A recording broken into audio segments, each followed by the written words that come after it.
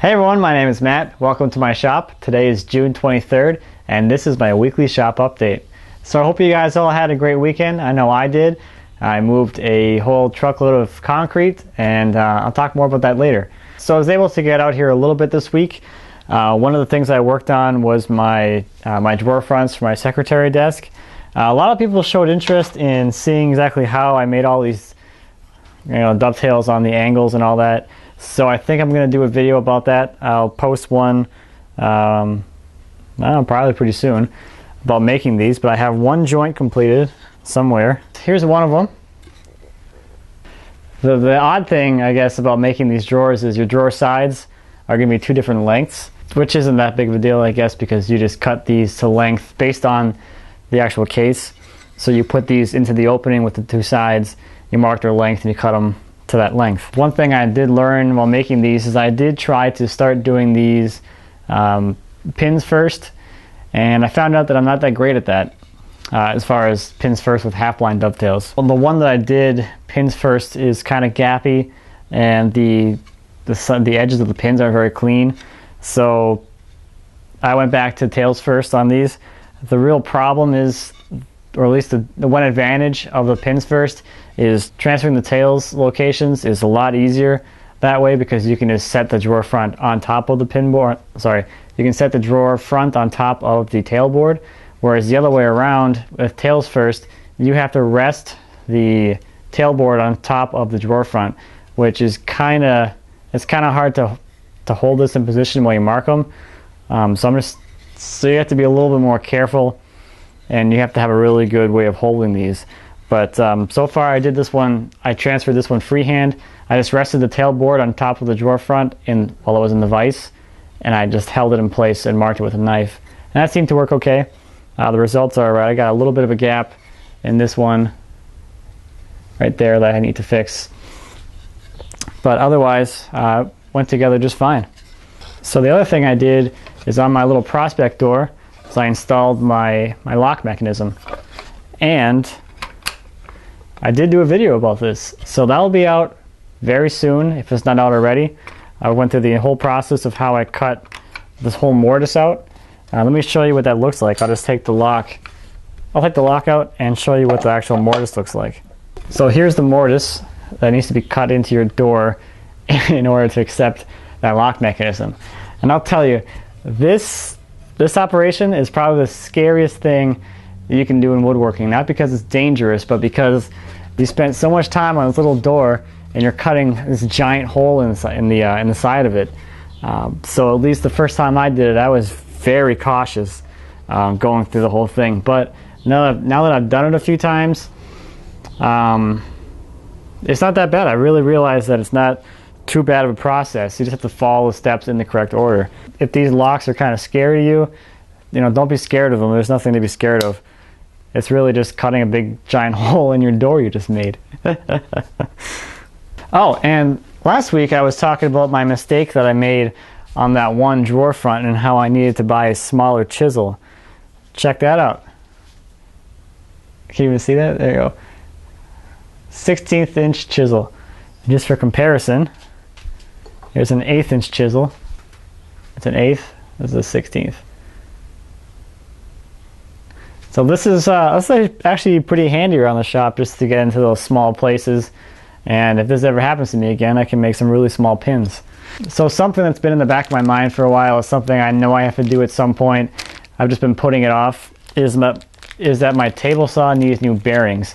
And I went ahead and I ordered them this week. I doubt I'm going to put them in anytime soon, but I know I have them here, so at least they're staring me in the face. So maybe I'll be motivated enough to change these out. The real reason why I don't want to do it is because you really have to take the whole saw apart just to get to the arbor.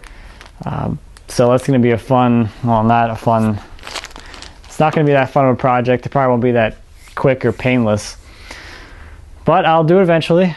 I know those bearings that are in the saw right now have been going out for a while now.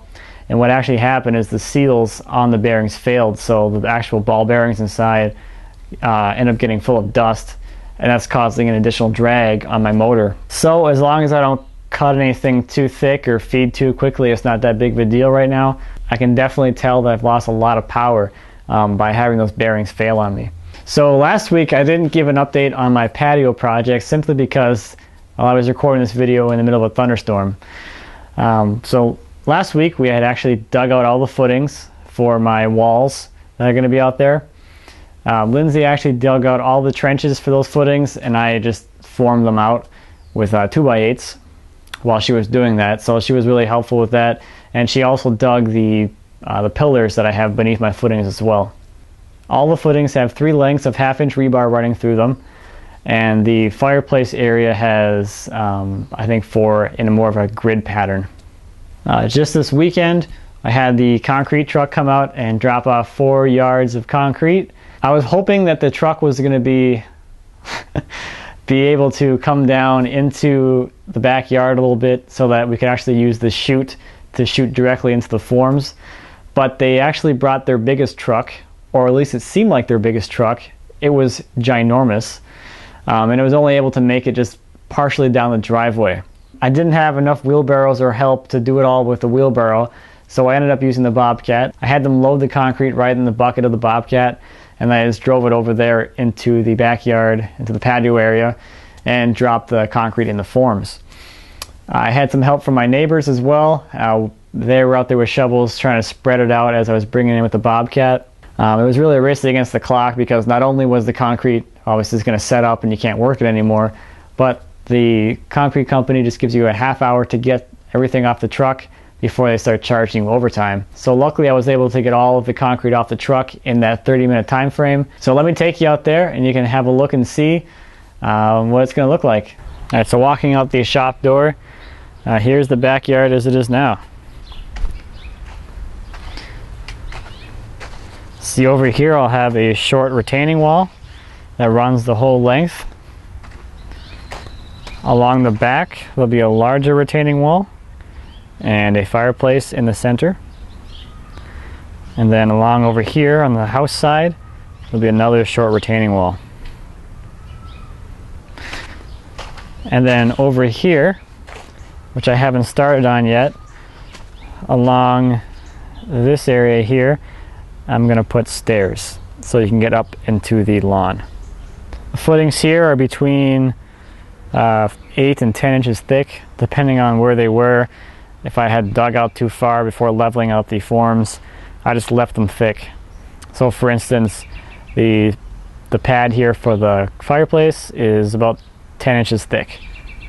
So I'd also like to say just a quick thank you to everybody who left me their feedback last week about what they want to see here on my channel. I don't know, it was kind of an interesting response, since I was more looking for ideas for topics of videos, and the general gist of what I got was, I don't really care what you do, I'm going to watch it. I did get a couple of great video ideas that I'm going to do videos on in the future, so I really appreciate everybody who left a comment. So that's it for me for this week. Thanks for watching as always. If you have any questions or comments about anything I talked about today or anything here in my shop, please leave me a comment. I always appreciate those, and I'd be happy to answer any questions you might have. If you want to follow me throughout the week, I post on Instagram just pictures of things I'm working on throughout the week. So down below here you'll see all of the Instagram pictures I have for this week. So thanks again for watching, and until next week,